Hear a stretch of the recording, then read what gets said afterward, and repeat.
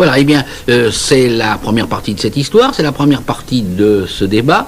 Voilà Abélard Fémoine, voilà Héloïse Monial. L'histoire n'est pas finie et nous la reprendrons, non sans avoir écouté des plus beaux textes de cette correspondance, un extrait de la deuxième lettre d'Héloïse à Abélard, et que vous avez intitulé à juste titre « Une passion jamais éteinte ».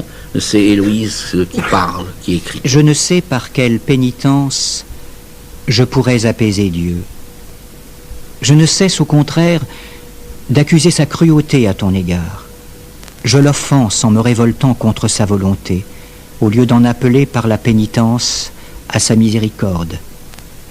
Peut-on dire que l'on fait pénitence, quelle que soit la mortification que l'on impose au corps, quand l'âme conserve le goût du péché et brûle de ses anciens désirs?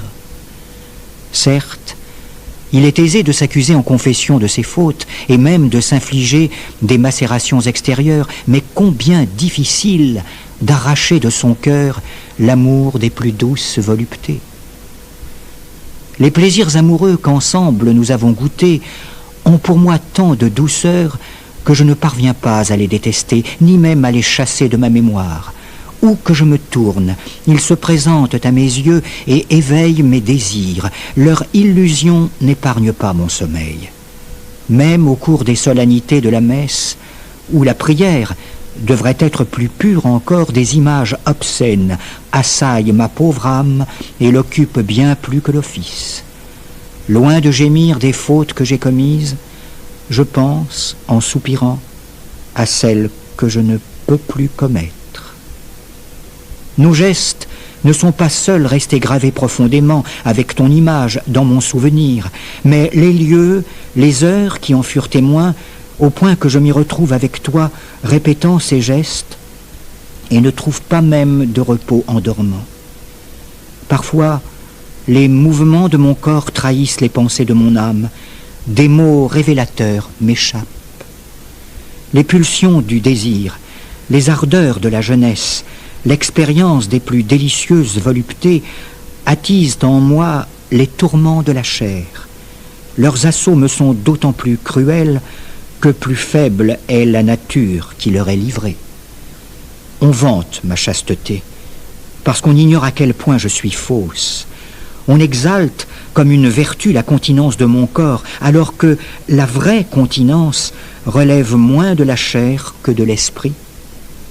Les hommes répètent mes louanges, mais je n'ai aucun mérite aux yeux du Dieu qui sonde les reins et les cœurs et qui voit tout ce qui est caché. On me juge pieuse, certes, mais de nos jours, la religion n'est plus, pour une grande part, qu'hypocrisie, et l'on fait une réputation de sainteté à qui ne heurte point les préjugés du monde. Dans tous les états où la vie m'a conduite, Dieu le sait, c'est toi, plus que lui, que j'ai craint d'offenser. C'est à toi plus qu'à lui que j'ai cherché à plaire. C'est sur ton ordre que j'ai pris l'habit, non par vocation divine. Vois donc quelle vie infortunée je mène, misérable entre toutes, supportant tout cela en vain, sans espoir de récompense future. Tu te recommandes particulièrement à mes prières, tu réclames de ma part ce que j'attends de toi. Cesse, je t'en conjure, de tant présumer de moi, mais ne cesse pas de m'aider par ta prière.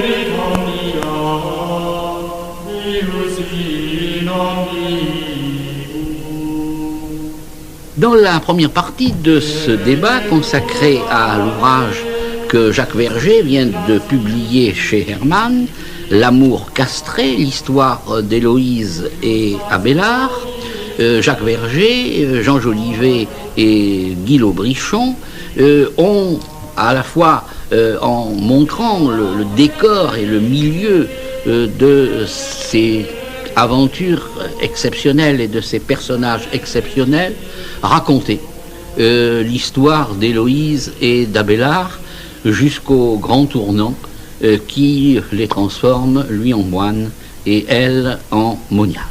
Nous en arrivons donc au moment où Abélard, devenu moine, est dans le cloître. Jacques Verger, qu'est-ce que fait le moine Abélard à Saint-Denis? À Saint-Denis, le moine Abélard ne se comporte pas comme on s'y attendrait peut-être, c'est-à-dire que d'une part, il redevient très vite un professeur, et qu'il attire des élèves qui n'étaient pas seulement des moines de son monastère, et d'autre part, il respecte fort peu les obligations de la discipline monastique, et il se comporte vis-à-vis de ses confrères et vis-à-vis de son abbé, un petit peu comme ce provocateur qu'il avait déjà été dans les écoles de Notre-Dame, et ainsi la suite infernale de ses malheurs se réenclenche immédiatement et la figure des envieux, comme il dit, réapparaît autour de lui dans le monde monastique. À Saint-Denis, non pas dans cette première partie de son séjour, mais un peu plus tard, il commettra, si je peux dire, l'injure suprême. L'injure suprême est certainement très consciemment, cette provocation, car on peut parler de provocation, a certainement été très consciemment montée par lui. Il expliquera avec des arguments, disons, simples, critiques historiques fort valables, que Saint-Denis, qui était présenté par la géographie traditionnelle, et qui n'est pas seulement la géographie du monastère, mais qui rejoint l'histoire nationale, car Saint-Denis était le grand héros de l'histoire nationale et monarchique, que Saint-Denis n'est en réalité ni le compagnon de Saint-Paul, donc ni un témoin des premiers temps du christianisme, n'étant apostolique, ni l'auteur d'un texte fameux de théologie mystique, qui était la hiérarchie mystique, que c'est un personnage en réalité dont nous ne savons pas grand-chose. Et mettre ainsi en cause le saint patron de la nécropole royale et du lieu de production de l'histoire nationale, c'était mettre en cause à la fois le monastère, bien sûr, et la monarchie. Je dirais aussi à sa décharge que cet homme, bien entendu il est devenu moine, qui ne déteste pas le pouvoir, semble-t-il, se sent quand même assez libre pour faire une provocation qui certainement ne lui vaudra pas des protecteurs haut placés.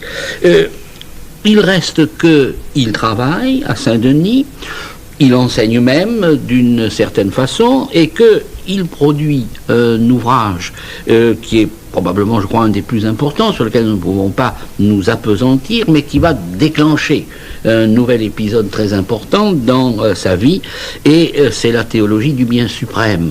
Jean Jolivet, 2 mots sur cet ouvrage? C'est un ouvrage qu'il reprendra continuellement tout au long de son existence, sous des noms un peu différents. Il y a toujours le mot théologie, qui est un mot nouveau à l'époque d'ailleurs. Et c'est essentiellement destiné à montrer que le dogme chrétien de la Trinité, si paradoxal qu'il paraisse, n'est pas en conflit avec la logique. Et donc Abélard présentera toute une série de modèles logiques dont il ressort qu'on peut dire que Dieu est à la fois un et trine. En 2 mots, c'est cela. Voilà.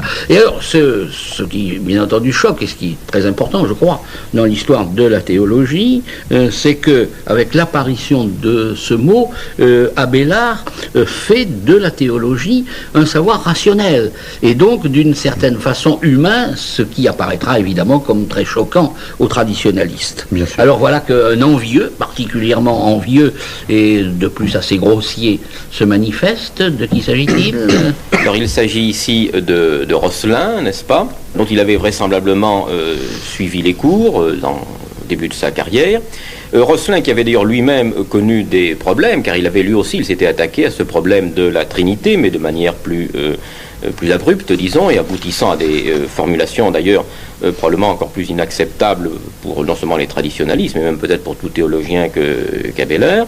Et Rosselin, n'est-ce pas, jaloux, envieux, essaie de mettre en cause Abélard dans cette affaire, et il le met en cause notamment en faisant allusion, il est le seul à le faire, n'est-ce pas, à sa castration.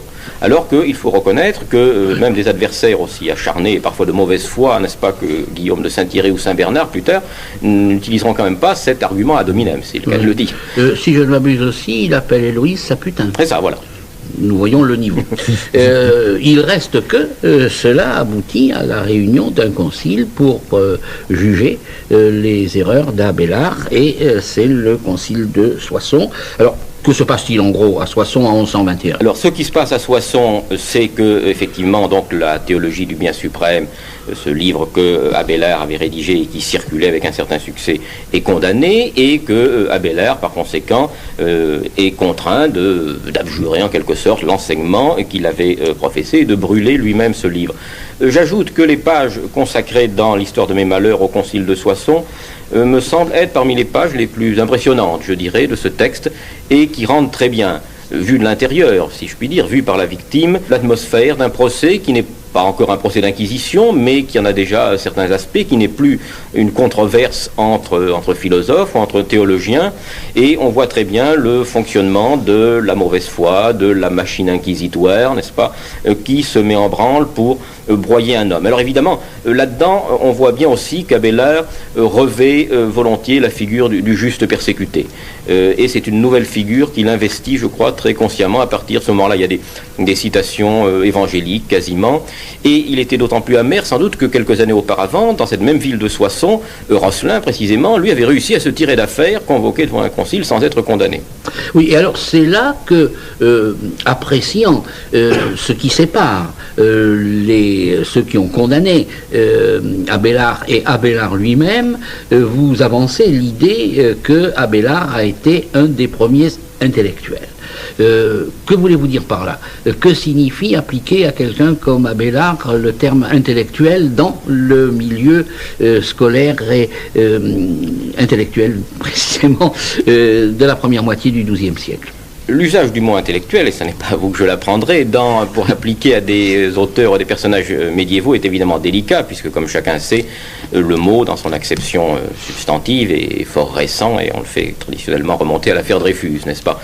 Mais évidemment, les auteurs médiévaux se perçoivent dans d'autres cadres, qui sont des cadres ecclésiastiques, qui sont des cadres politiques, différents de ceux qui nous sont aujourd'hui familiers. Mais je pense qu'il y a eu chez Abélard une conscience authentique de l'autonomie, de l'activité d'enseignement d'une part, de la réflexion sur les textes. Alors évidemment, il concevait le savoir, il concevait la philosophie à la mesure de son temps, c'est-à-dire sur des bases en fait assez restreintes. Le nombre de textes sur lesquels travaillait Abélard, comme l'indiquait tout à l'heure Jean Jolivet et Guy Lobrichon, est fort limité. Il y a la logique d'Aristote et la Bible, en gros, et puis un certain nombre de textes latins. Même pas toute la logique d'Aristote. Et une partie de la logique d'Aristote, plus quelques textes de Cicéron, de Boès et quelques classiques. Donc il travaille sur un matériau limité. Ses méthodes sont également limitées. C'est essentiellement la grammaire, l'analyse grammaticale et surtout la dialectique. Il ignore par exemple ce qui se faisait ailleurs, les disciplines scientifiques, qui étaient en honneur à Chartres. Mais là-dessus, il a donc le sentiment qu'il y a une possibilité d'arriver à la vérité, ou en tout cas à des forme d'expression rationnelle, et que c'est une vocation auquel on peut se consacrer et qui mérite, n'est-ce pas, que l'on résiste à un certain nombre de forces sociales. Car à Soissons, il s'est incliné, bon, peut-être parce qu'il a eu peur, parce qu'il n'avait pas la vocation du martyr, parce qu'il est aussi un bon chrétien, il n'y a pas de raison de le mettre en cause, qui reconnaît le jugement de l'Église, mais sur le fond de sa méthode, il était tout à fait convaincu qu'il avait raison, il n'a pas changé d'avis, et comme le disait Jean Jolivet, il a continué à publier sa théologie, je ne dirais pas comme si de rien n'était, mais enfin il n'a renoncé à aucune de ses ambitions intellectuelles qui lui paraissaient légitimes. Et dans cette figure nouvelle de l'intellectuel, comme vous vient de le dire, si nous le disions de façon un petit peu plus banale, il y a cette utilisation relativement nouvelle de l'esprit critique, qu'il a peut-être, au moins en partie, apprise à Laon, ou d'après ce que vous avez montré, dans les méthodes exégétiques de l'école de Laon, et puis qu'il a appliqué, par exemple, jusqu'à ses démêlés à Saint-Denis et à sa critique de l'apostolicité, de la non-apostolicité de Saint-Denis.